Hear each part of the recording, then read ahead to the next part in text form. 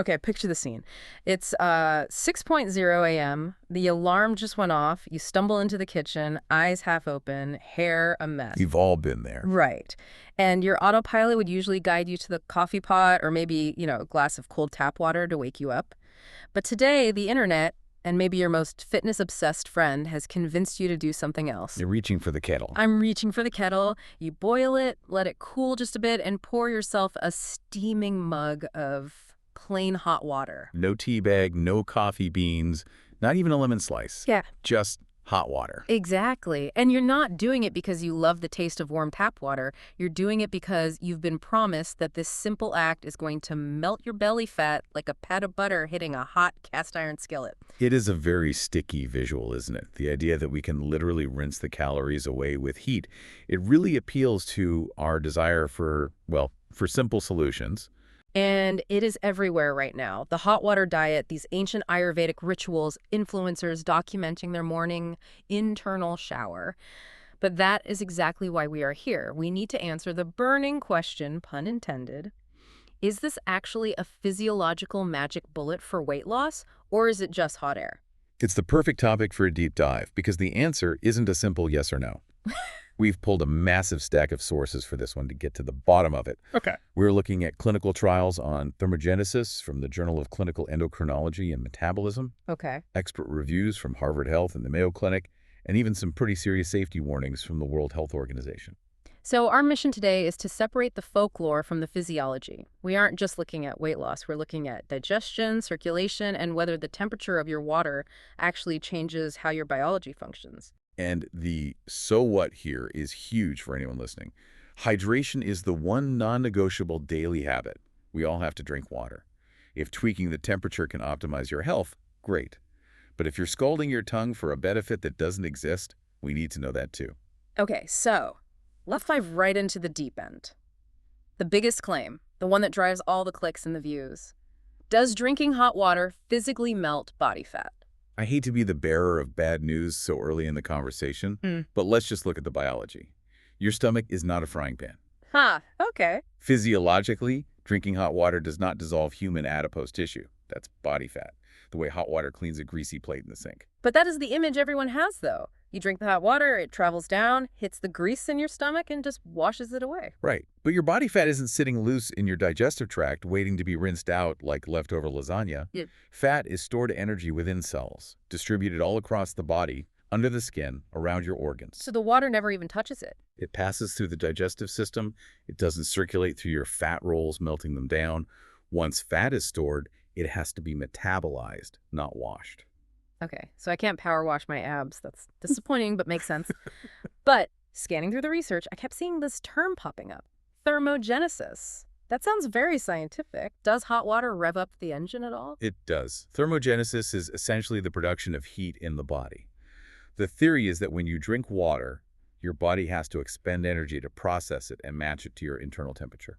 I remember reading a specific study in our stack from 2003. It was often cited as the proof that water boosts metabolism. What did they actually find? That is the cornerstone study for a lot of these claims. The researchers found that drinking 500 milliliters of water increased the metabolic rate by 30%. 30%. A 30% boost. And that boost lasted for about 30 to 40 minutes. 30% sounds massive. If I told you I could boost your investment portfolio by 30% in 40 minutes, you'd drop everything and listen. You would.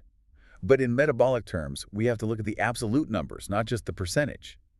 A 30% increase on a resting metabolic rate isn't as dramatic as it sounds. Okay. When you do the math, that boost translates to a very small amount of actual energy. We're talking maybe 50 to 75 calories a day. And that's if you're drinking a significant amount of water throughout the day to keep that boost going. Correct. You'd have to be drinking quite a bit to hit that upper limit. So 50 calories, what's that? Half a cookie? Maybe half a cookie. Or a few bites of an apple. It's Yeah. not nothing. Every little bit counts. Right. But it's not a weight loss miracle that lets you skip the gym. Right. But here is the ironic twist that I found fascinating in the data. If we're strictly talking about burning calories through thermogenesis, the energy required to bring the water to body temperature hot water is actually less effective than cold water. Wait, walk me through that. Because the trend is definitely hot water for weight loss. Why would cold be better for the burn? Think about the physics. Your core body temperature is roughly 37 degrees Celsius. If you drink ice water, which is near 0 degrees, your body has to do work to warm that fluid all the way up to 37 degrees to maintain homeostasis. And that work is burning calories. That energy expenditure is calorie burning. If you drink hot water, you're essentially doing the work for your body. You're providing the heat so the body doesn't have to generate it. That is hilarious. So the fat-melting hot water might actually burn fewer calories than a glass of ice water because the body doesn't have to work as hard? Technically, yes. No. If your only goal is thermogenic calorie burn, reach for the ice. But, and this is a massive but, calorie burning isn't the only lever we can pull for weight loss. Okay. There was another study in our notes involving 50 overweight females who drank 500 milliliters of water before breakfast, lunch, and dinner for 8 weeks. And they lost weight. They did. Their BMI went down, and their body composition improved significantly. But the researchers don't think it was because of the heat burning the calories. So if it wasn't the heat burning the fat, what was happening? It comes down to what we can call the behavioral factor. It's all about satiety. Feeling full. Exactly. Drinking a large volume of warm water before a meal takes up physical space in the stomach. It signals to the brain that you're fuller than you actually are. It's a volume game. You just eat less because you're already full of fluid. Precisely. And let's not ignore the substitution effect. This is probably the biggest factor in all the success stories you see online. If you adopt a hot water habit, usually that hot water is replacing something else. Ah, right. If you swap a 300-calorie vanilla latte or a sugary soda for a mug of 0-calorie hot water, you are cutting hundreds of calories right there. That makes so much sense. The magic isn't in the temperature, it's in what you aren't drinking. Exactly. It acts as a tool for appetite management and calorie reduction, not a metabolic furnace. Okay, so we've debunked the melting myth. Let's move to the next big claim in the stack, the internal shower. I love this branding. It's good marketing. It suggests you're washing out the toxins and waking up your insides. We see a lot of advice about drinking warm water, specifically on an empty stomach first thing in the morning. Is there any merit to this, or is it just more marketing? There is actually quite a bit of biological support for this, specifically regarding digestion. Oh, really? Yeah. Yeah. The morning is key because your system has been fasting for 8 to 10 hours while you sleep. When you drink warm water, it helps stimulate something called peristalsis. Peristalsis, that's the muscle movement in the gut, right? Yes, it's the wave-like muscle contractions that move food through your digestive tract. Think of it like squeezing a tube of toothpaste from the bottom up. Got it. Warm water seems to be more effective at waking up these muscles than cold water. It effectively tells your gut, okay, the day has started, time to get moving. And the sources mention constipation relief, which is a huge deal for a lot of people, even if they don't, talk about it at dinner parties. It's a major issue, and dehydration is a primary cause of constipation. The colon is designed to pull water from the stool to hydrate the body if you aren't drinking enough, which leaves the stool hard and difficult to pass. So warm water helps with that. It has a dual effect here. It hydrates the body, stopping that water theft, but the heat also seems to help physically break down food particles and soften the stool. It effectively lubricates the entire system. Now, I want to touch on a theory I've heard from friends who follow Ayurveda, or traditional Chinese medicine. They are adamant that you should never drink cold water with a meal because it hardens the oil in your food. Yes, that it creates a sludge in your intestines. This is a very common belief in Eastern traditions. The idea is that cold water solidifies the fats you've just eaten, making them harder to digest. Again, going back to that grease in a drain visual. Is there science to back that up, or is it just a metaphor? From a Western medical perspective, the evidence is pretty mixed. The counterargument is that your body is incredibly good at thermoregulation. Even if you drink ice water, it warms up to body temperature very quickly once it hits the stomach. So you aren't likely forming solid blocks of grease that stay that way for long. Unlikely. I wouldn't worry about creating a butter sculpture in your stomach. However, that doesn't mean the advice to avoid cold water with meals is wrong. It just might work via a different mechanism. Which is? We need to talk about vasodilation. Vasodilation, that's the widening of blood vessels. Correct. Warm water acts as a vasodilator. It expands your blood vessels, which improves blood flow.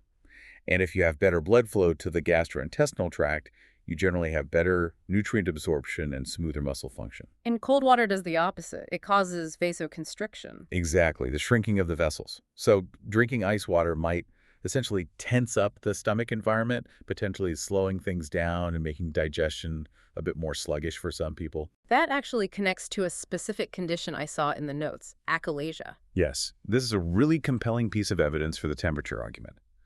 Achalasia is a rare condition where the esophagus has trouble moving food down into the stomach. The muscles don't relax properly to let food pass. And for people with this condition, cold water is a nightmare, right?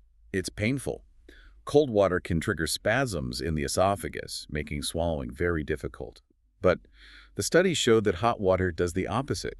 It relaxes those muscles and provides significant relief. That makes intuitive sense. It's like how a hot bath relaxes your back muscles after a workout. Hot water relaxes your internal muscles. That is a perfect analogy. And that leads us perfectly into the next area where hot water seems to actually work, pain and circulation. Right, because we've talked about the gut, but the sources mention benefits for the rest of the body too. If vasodilation expands blood vessels, does that help with things like cramps? It does. Think of drinking hot water as using an internal heating pad. An internal heating pad, I like that. When you drink warm water, that heat radiates from the core. It increases blood flow to tissues, which can help relax cramping muscles. This is why warm tea or hot water is often recommended for menstrual cramps or even stomach spasms. What about when we're sick? My grandma always gave me hot tea with lemon when I had a cold. Was she just trying to be comforting, or is there physics involved there too? Grandma was right on the money. We have a study from 1978, an oldie but a goodie, that looked at something called nasal mucus velocity. Mucus velocity. Only science could make a runny nose sound like a high-speed physics problem. It sounds funny, but it is surprisingly important when you're sick. You want that mucus moving out, not sitting there causing pressure and infection. Sure. The study found that cold water can actually thicken nasal mucus, making congestion worse. It slows down the tiny hairs in your nose that try to clear it out. So if I'm stuffed up, ice water is the enemy. It certainly won't help you breathe any easier. Hot water, however, does two things. First, the steam enters the nasal cavity and physically loosens the mucus. Second, the heat promotes that vasodilation and airflow we talked about. It relieves sinus pressure and soothes the sore throat. So it's not just the liquid hydrating you, it's the heat and the steam actively working on the congestion. Precisely. And there's one more thermal effect that is really interesting. If you're in a cold environment, say, you're waiting for a bus in winter, drinking hot water can actually stop you from shivering. Really? Just a cup of hot water? Yes.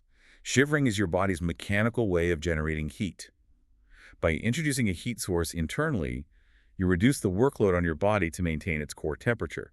It's just energy conservation. That is fascinating. So we've got digestion help, pain relief, congestion clearing. It sounds like hot water is the clear winner here. But here is where we have to pump the brakes. We need to talk about safety. This is a critical point. Because hot is a relative term, and apparently it can be a dangerous one. I saw a warning from the World Health Organization in our source stack that actually linked hot drinks to cancer. That seems like a massive escalation from burnt tongue. It is serious. The International Agency for Research on Cancer, which is part of the WHO, has flagged very hot beverages as a probable carcinogen. This warning is largely based on studies from places like Iran and parts of South America. And that's because of things like tea, right? In those cultures, people traditionally drink tea or yerba mate at incredibly high temperatures, often through a metal straw, which delivers that heat directly to the throat without cooling. How hot are we talking here? Like boiling? We're talking about liquids above 60 degrees Celsius, or roughly 140 degrees Fahrenheit. The theory is that repeatedly scalding the cells of the esophagus causes thermal injury. It's a physical burn. Wow. And over time, that chronic damage and the resulting inflammation can increase the risk of esophageal cancer. So if I have to blow on it frantically to take a sip, or if I'm wincing as it goes down, I'm potentially doing cellular damage. Exactly. You are not trying to sterilize your throat. You are trying to hydrate it. Plus, even if we ignore the cancer risk, you risk burning your tongue and damaging your taste buds. Which defeats the purpose of being healthy if you can't taste your food. Yes. So what is the number? What is the safe Goldilocks zone according to the experts? The sources suggest aiming for around 50 degrees Celsius, or about 122 degrees Fahrenheit. 50 degrees. Most of us don't carry a thermometer to the breakfast table. How do I know what that feels like? Think lukewarm to pleasantly warm. It should be comfortable to hold the cup without burning your hands. Yeah. If you take a sip, you should be able to swallow it immediately without that hot reaction. Got it. Comfortable, not scalding. Mm. Now, before we wrap up, I have to address the flavor issue. A lot of people find plain hot water, well, boring. It tastes a bit flat compared to cold water. That is a valid complaint. Cold water actually suppresses taste bud sensitivity, so we don't taste the minerals or impurities in tap water as much. Warm water opens up the palate, so you taste everything. Hence the lemon and honey trend. Right. And those add-ins are great, but let's be clear about why they're great. Lemon adds a bit of vitamin C and some electrolytes. Honey has mild antimicrobial properties. But their main function in this context is just palatability. Meaning they make it taste good so you actually drink it. Exactly. They aren't magic weight loss ingredients that scrub your arteries. They create a habit loop. Pleasant taste leads to more consumption, which leads to better hydration. So if adding a slice of lemon gets you to drink your 50-degree water before breakfast, do it. But don't expect the lemon to be the thing that changes your life. Precisely. So let's bring this all together. We started by asking if hot water is a fat melter or a myth. Where do we land? The verdict is, it's nuanced. No, hot water does not literally melt fat like grease in a pan. That is a myth. However, it is a powerful tool for weight management because it promotes satiety, making you feel full, and it encourages replacing high-calorie drinks with zero-calorie hydration. And beyond the scale. It's fantastic for digestion. It wakes up the gut, stimulates peristalsis, and helps prevent constipation. It improves circulation through vasodilation, soothes cramps, and is a scientifically backed remedy for cold and flu congestion. But, and big bold asterisk here, temperature matters. Crucial asterisk. Keep it around 50 degrees Celsius. Do not scald your esophagus. The goal is to soothe, not to burn. So really, the magic isn't some mystical property of heat. It's about optimizing how our body handles hydration. Precisely. It's about working with your physiology rather than against it. You know, this brings up a thought I want to leave our listeners with. We've talked about the biology, thermogenesis, peristalsis, vasodilation, but I wonder how much of the benefit comes from the simple act of slowing down. What do you mean by that? Well, think about it. You can chug a glass of ice water in 3 seconds while running out the door. You can't do that with hot water. You physically have to sip it. You have to sit with it. That's a fascinating point. Could it be that the comfort of a hot drink is tricking us into feeling healthier because it mimics the feeling of a warm meal? Or is that forced pause, that 5 minutes of sitting quietly with your mug, actually reducing our cortisol levels and stress? And we know stress is a huge factor in metabolism and digestion. That is the mind-body connection. When we're stressed, our digestion shuts down. By slowing down to sip, you are shifting your nervous system into a rest and digest state.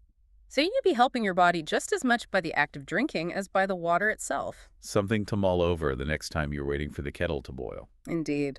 A little patience goes a long way. That's a wrap for this deep dive. Remember, we are here to help you understand the headlines, not to replace your doctor. Right, this is for informational purposes only. If you have specific digestive issues, trouble swallowing, or any other health concerns, please consult a medical professional. Stay hydrated, keep it lukewarm, and we'll catch you on the next one.